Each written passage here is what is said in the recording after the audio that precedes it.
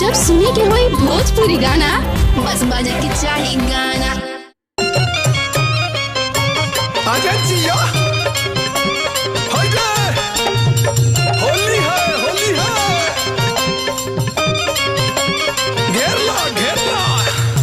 अरे का है जीजाजी यही खाती आई रही रवा हई मैं लेटा देले बनी रउआ लूर बात तनी को रंग डाले के।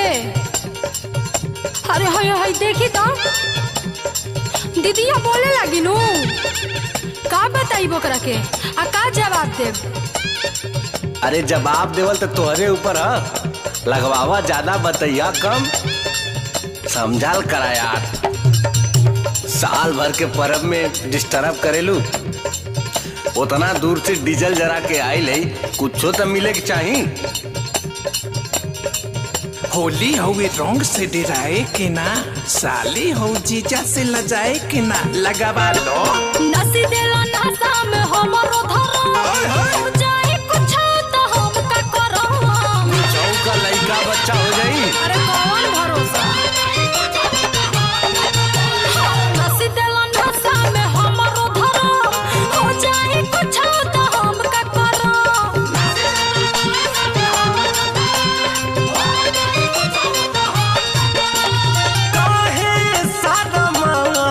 बारू भैया के साली ऐसे कैसे छोड़ी अहुरी लगा ले जीजा हो परहन ले बका ना हो होली में हमर जान ले बका। जीजा हो परहन ले बका होली में हमर जान ले बका। तू खुदे हमार जान हो।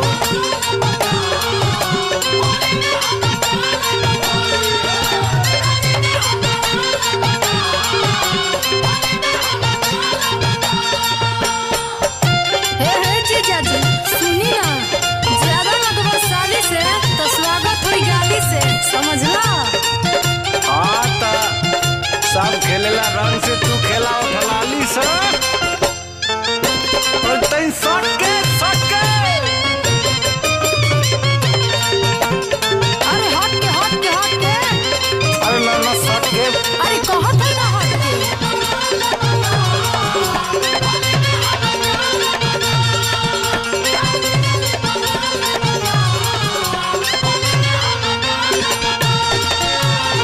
बाहर भीतर से नीचे ऊपर से साली हो रंग ठेकावे दा।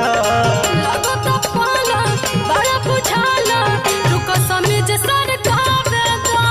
अच्छा तो बढ़िया से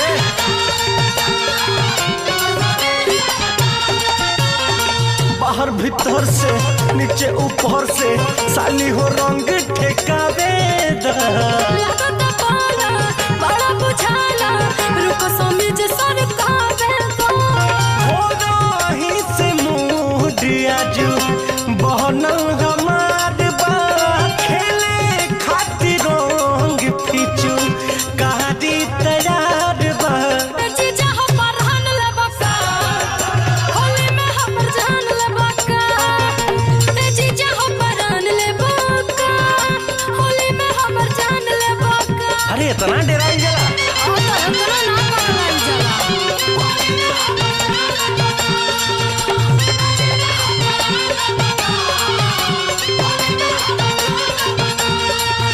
अरे छोड़बो कर बात रगड़ते रहो। अरे हटो अरे तो तू फागुन में एकदम साबुन के तरह छटकत हो। आवा अब वहीं कहाँ कुछ भयल, अभी मेन कमवा तो बकिए हो। अरे मेन कमवा और ऊपर से नीचे तक रंग दिलाओ तो हर तरह मेन कमवा। अरे हटो अरे लपक के चपक जा हो।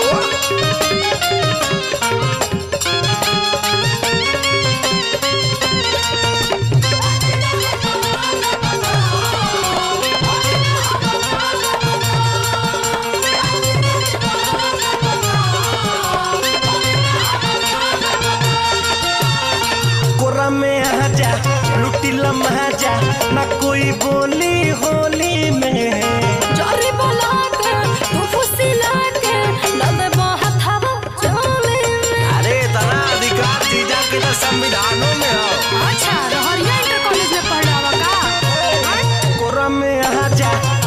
लम्हा ना कोई बोली होली में। चोरी बोला के तू खुशी लाके डाल दे वो हथवा छोए में। कबहू न गरीब देखी लिह ससुरारी मुनारी तेस संगे कहलू गदारी।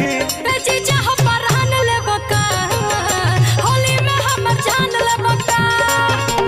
जीजा हो परहन ले बका होली में हमर जान ले बका। अब जाए हम तो से बोलबे ना कर। अरे तू तो नाराज हो गला। आवा आवा डाल लो। आवा आवा बाकी आराम से डाली एक बार